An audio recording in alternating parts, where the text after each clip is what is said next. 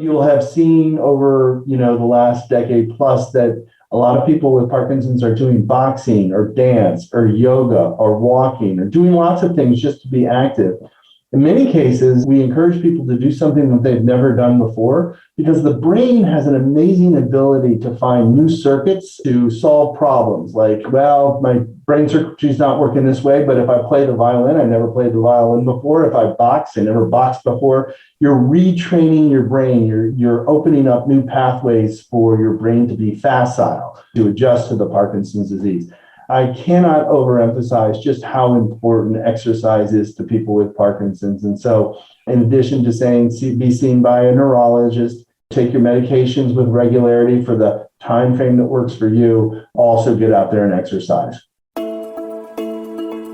Welcome to Aging in Style with me, Lori Williams.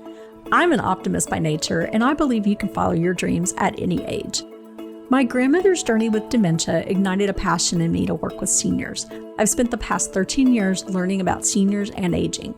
In my mid-50s, I followed my own dream and founded my company where I use my expertise to help seniors locate housing and resources. On this podcast, we cover all aspects of aging.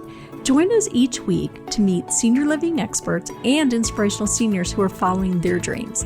The fact is, we're all aging, so why not do it in style? Welcome to Aging in Style. I am so glad that you joined us today. We have a great show for you talking about Parkinson's disease. Parkinson's disease, or PD as it's called, is a neurodegenerative disorder that affects 1 million Americans. Incidence of this disease will increase with age, and an estimated 96% of people with PD are diagnosed after the age of 50. This is the perfect time to talk about it because April is also Parkinson's Awareness Month. So we are going to talk all about Parkinson's, learn about what causes it, what the treatment is, and we have the perfect guest for that today. Joining us is John Lehr. He is the CEO of the Parkinson's Foundation. John played a key role in merging two legacy Parkinson's organizations into the Parkinson's Foundation in 2017, and he's going to tell us all about that and how that came about. But since joining the foundation, fundraising revenue has grown each year by double digits, allowing the foundation to greatly expand its mission programs. So excited to have John here as our guest. So welcome, John. Thank you, Lori. It's a pleasure to be here today. Great. I'm so glad you're here. So why don't we just kind of jump in with some of the questions people have? What exactly is Parkinson's? Symptoms, causes, all that kind of stuff. Sure. So Parkinson's, as you mentioned, is what we call a neurodegenerative disease. That means it really takes place in your neurons. It's degenerative, it's progressive, which means it gets worse over time.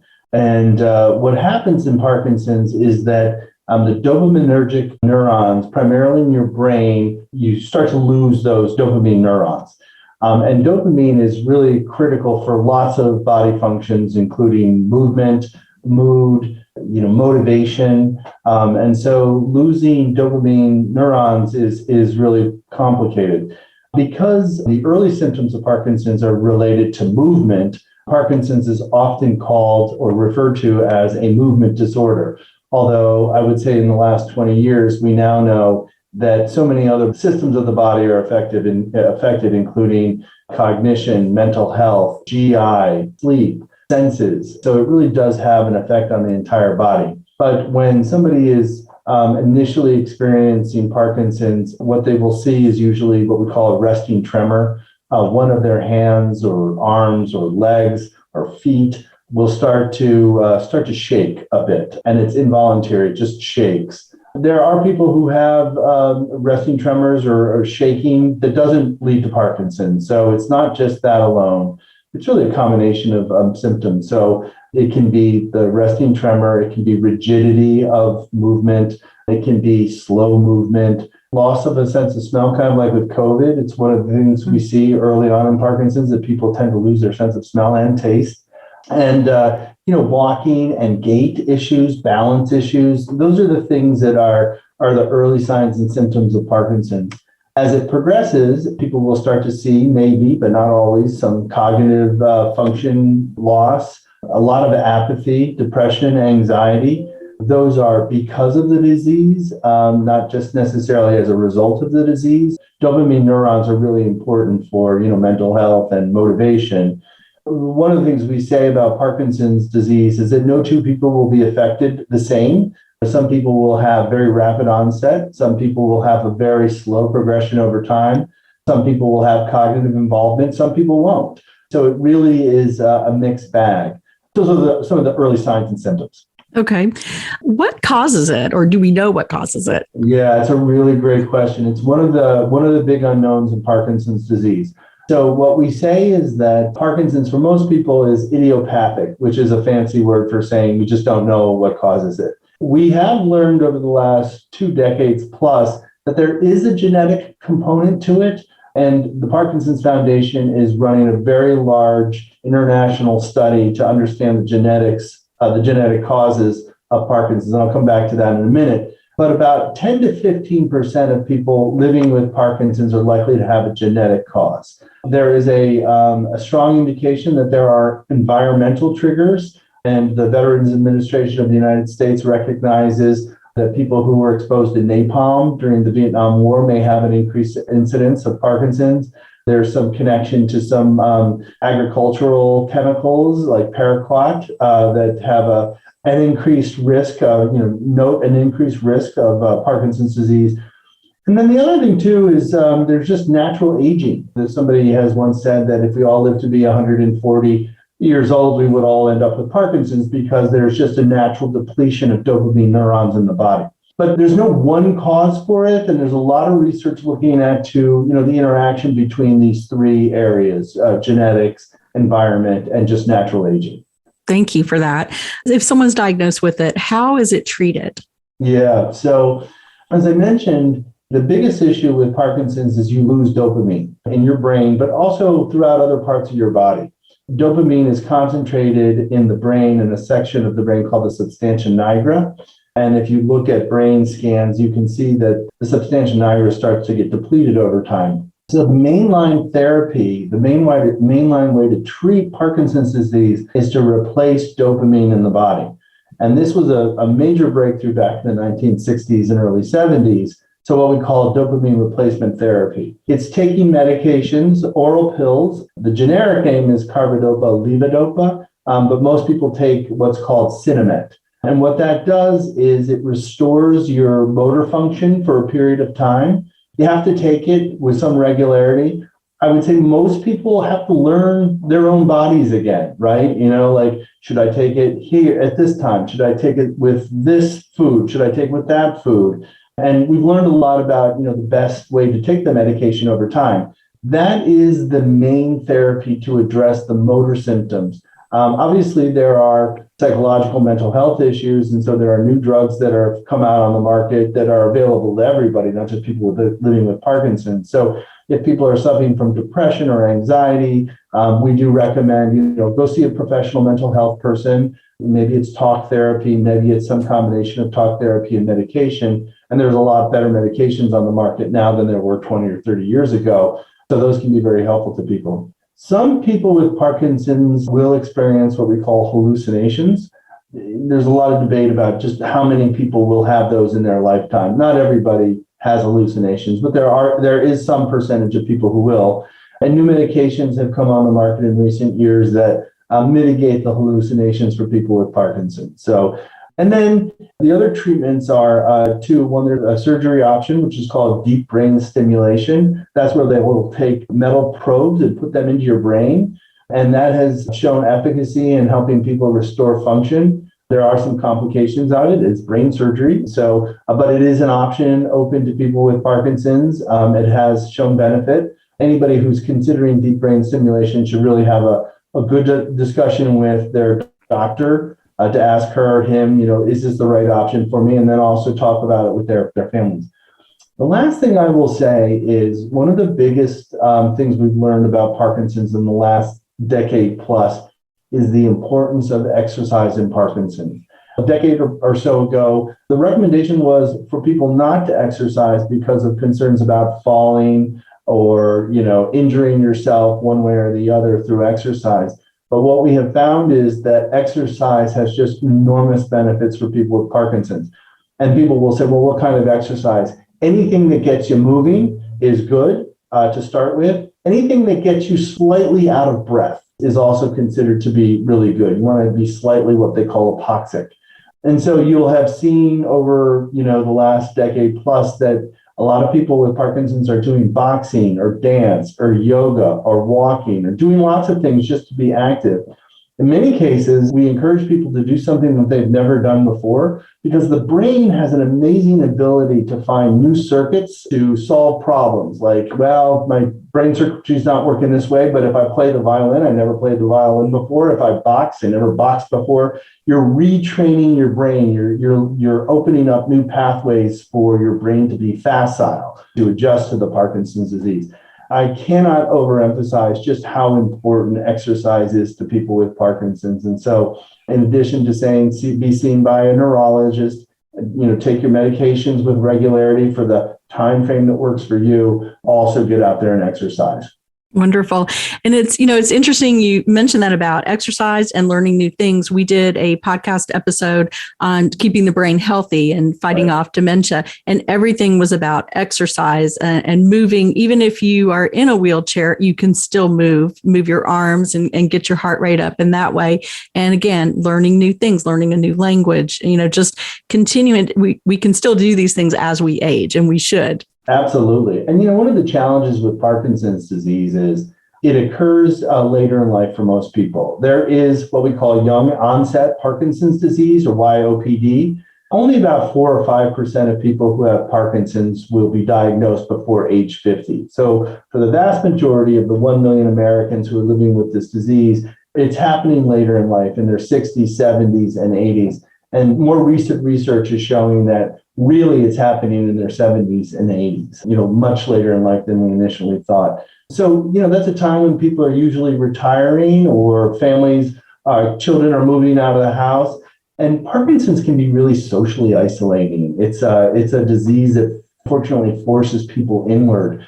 And one of the great things about exercise is you can go to a boxing class, you can go to a yoga class, you can go to a dance class. And not only are you getting the benefit of exercise, but you're also getting the benefit of being around a lot of people. Now, I understand we're coming out of COVID, and during COVID, it was particularly challenging for people with Parkinson's, like it was for so many people who are living with, chronic diseases.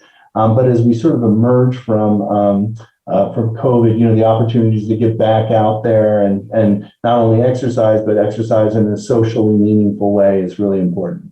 Yeah, we saw a lot of people decline because of the isolation. It's, very interesting to see what not being able to socialize with others, what kind of effect that has on all of us. Absolutely. I mean, it's we're coming out of the winter. It's been cold. We've all been inside, and those few early days of spring where it's warm out and you get out there and you feel yourself coming back to life a little bit, right? Exactly. So, and that's for people who don't have a progressive degenerative neurological disease. So I really do encourage people, just get out there, be out in the sunshine, always be careful, right? Always have a contingency if you fall or something happens, but just being active is so important.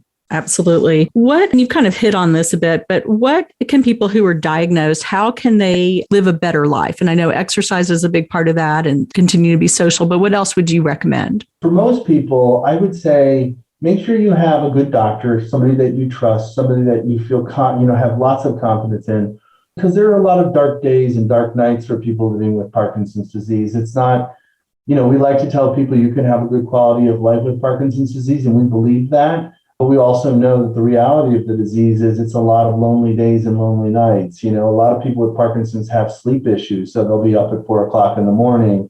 And anybody who's up at 4 o'clock in the morning, like I was last night, for some reason. It's never fun. No, it's never fun. And you're kind of like, why am I awake at 4 o'clock in the morning? So I think it's important for people to have a good doctor, good care, to set goals, right? Even though you have Parkinson's disease, it doesn't mean that you shouldn't aspire to do the things that you want to do in life. You may just have to have some strategies to negotiate those, but, make plans, live life, right? I think the other thing too is not everybody has a spouse or a partner or, a loved one in their life. And for people who don't with Parkinson's, that's really particularly challenging. But if you do, if you have a spouse, a husband, a wife, a partner, children, bring them into your care regimen. We find that people who have a partner do much better than people who don't. People who have a care partner.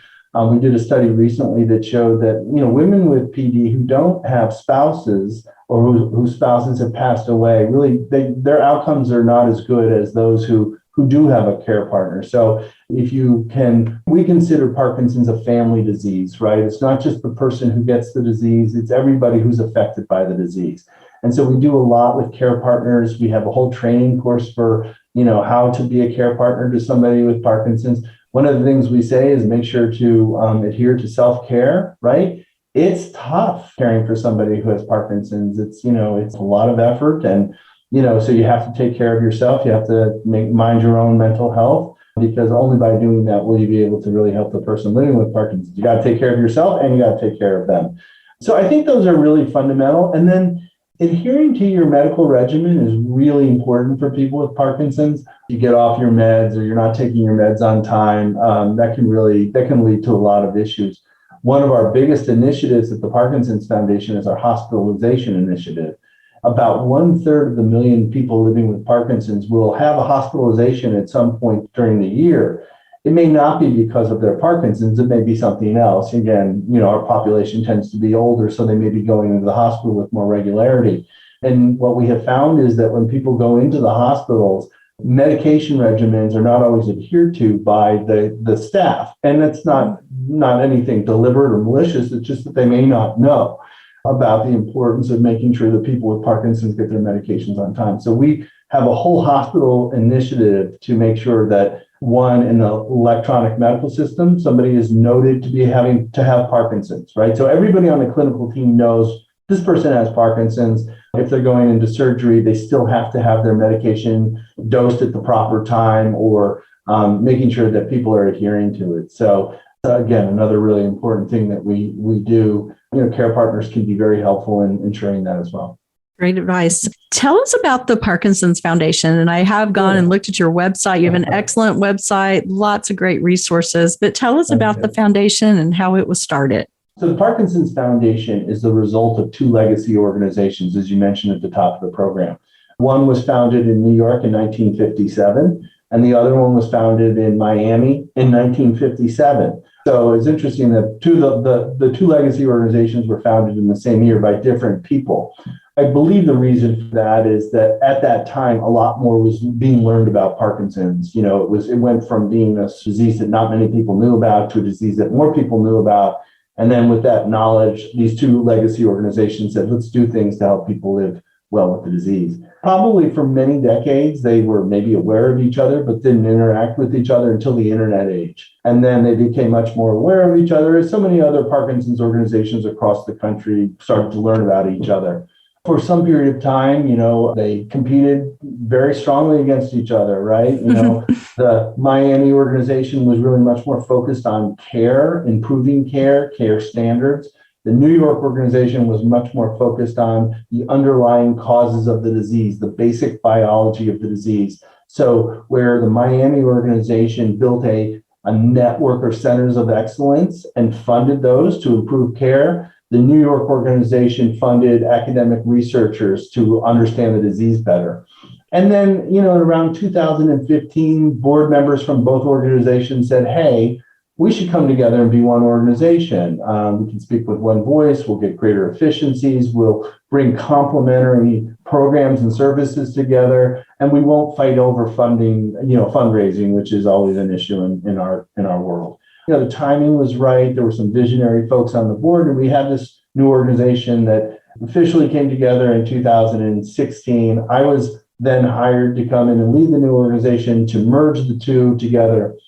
Our motto at the time was 1 + 1 has to equal a lot more than 2.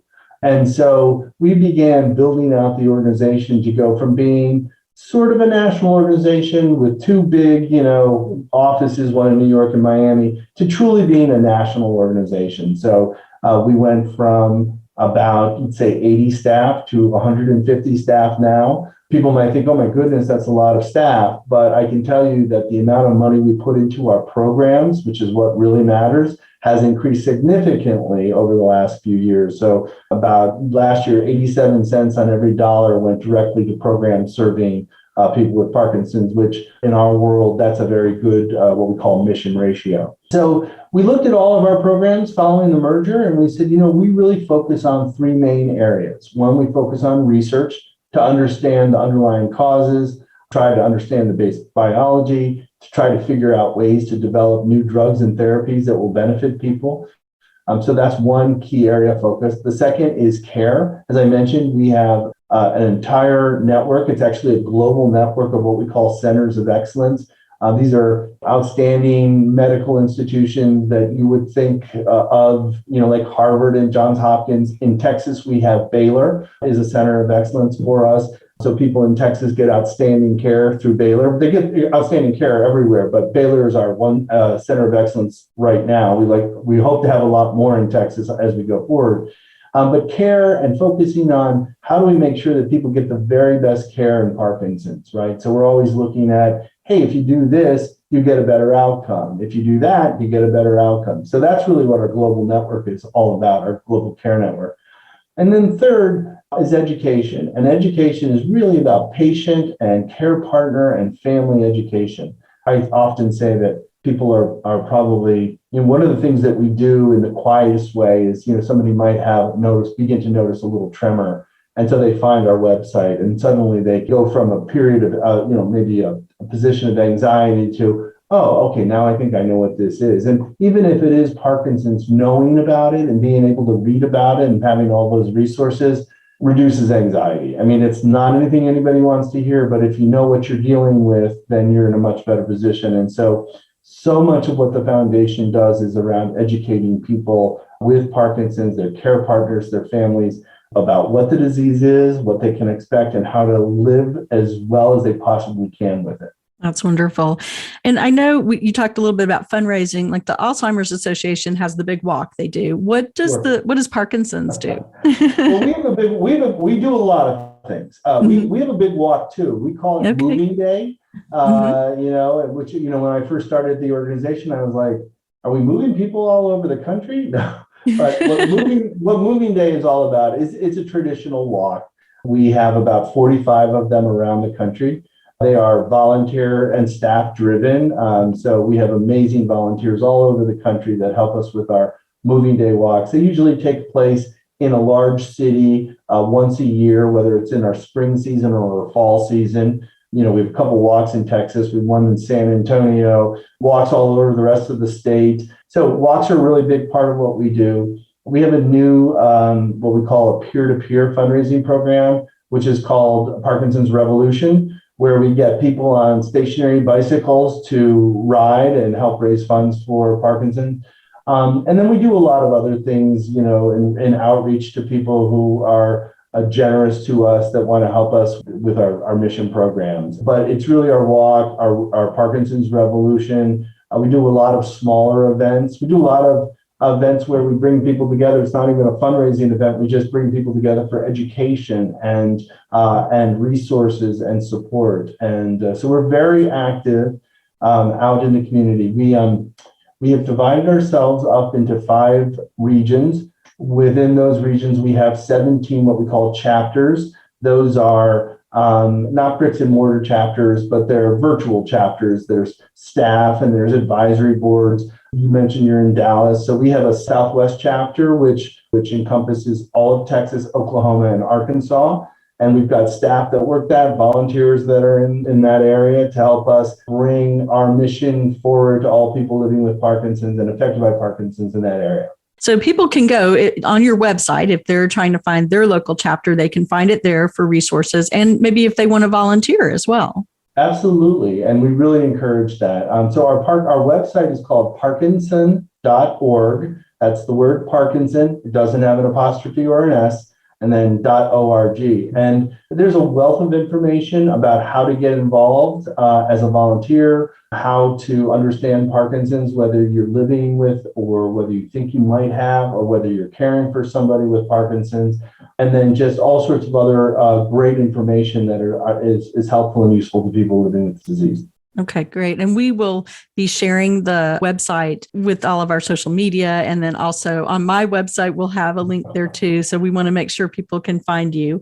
One last question, because I know people have asked me this before. Researchers, are they working towards a cure for Parkinson's? Do you think we're going to see that anytime soon? Well, so I believe very firmly that we will end up having a cure for Parkinson's disease. I worked years ago in cystic fibrosis, which is a very difficult disease. It affected, you're born with it. For many decades, people did not live very long lives. And the Cystic Fibrosis Foundation persevered in understanding the basic biology of the disease first, improving care at the same time, and then really investing in drug discovery and development to help fix the symptoms of the disease and then ultimately the underlying disease. That's pretty much the playbook that we're working from in the Parkinson's. And then cystic fibrosis in the last couple of years came out with a couple of new drugs that have really changed the face of cystic fibrosis from an ultimately fatal pediatric disease to a disease where you can expect to live well into adulthood if you take these medications. So I learned a lot when I was at that foundation, and I believe that model is applicable to Parkinson's. Now, Parkinson's is more complicated or complex than cystic fibrosis. It's a brain disease. Cystic fibrosis is one gene. There are multiple genes. There may be other factors like the environment or just the natural aging process. The Parkinson's is the place where we're trying to get medication is in the brain. And there's this thing called the blood-brain barrier, which does an excellent job of keeping pathogens out of your brain, but it also does a good job of keeping medications out of your brain. So I'm a believer that we need to spend a lot of money on research. We need to invest in research as much as we can to understand what's the best and fastest way that we can find symptom control and then ultimately correcting the basic defect. I believe that the solution for Parkinson's will ultimately be a medication or a series of medications. And we need the best minds working on this that we can get. And I think we've learned so much over the last 2 decades. We now know what the main culprit is in Parkinson's, this protein called alpha-synuclein, which is in your brain, and it kind of takes over your brain. And if we could roll back alpha-synuclein with some medications, that would be a huge advance for us. If you look at Parkinson's disease and you look at some other diseases, given our patient population, we can be doing a lot better in terms of investing in research.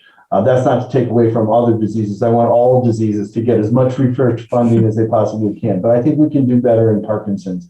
And I think with increased funding, increased investment in outstanding researchers, we will ultimately get to the cure that we're seeking. Excellent. I know so many people working with seniors as I do that have Parkinson's or their lives are affected. Yeah. Their spouse has it or someone else in their family. So that's wonderful news. And I'm glad we have the Parkinson's Foundation as a resource. And I'm so thankful that you are on the show today so we can share your information and share the website and hopefully reach a whole lot more people. Yeah. Well, one thing I just want to mention is that we have a helpline. The number for it, it's free, it's toll free. It's 800-4PD-INFO. So 800-4PD-INFO. And anybody anywhere in the world can call that number during U.S. business hours, and they will find on the other end of that call a nurse, a social worker, a health educator who's an expert in Parkinson's care. And if you have any concerns or questions that you might have a diagnosis for Parkinson's, or you already have a diagnosis and you want to get some more information, our helpline is an incredible resource to both people living with the disease and people affected by the disease. So I really encourage people to call our helpline. John, thank you so much for being a guest on the show. What wonderful information you have shared with us. I've learned so much in the last 30 minutes that we've spent together, and I know this information will benefit the families out there who are dealing with this, who have a family member diagnosed with Parkinson's, or they themselves have been diagnosed with Parkinson's. The information, I do want to pass that on again. It's for the Parkinson's Foundation. The helpline number is 1-800-PD-INFO, and the website is parkinson.org. You can also find information on my website, which is loriwilliams-seniorservices.com. Please be sure to share this information with friends and family members who have Parkinson's or have recently been diagnosed with Parkinson's. And please be sure to follow the podcast. Just hit follow and follow us. Thanks so much for joining us, and we will talk to you next week. Bye-bye.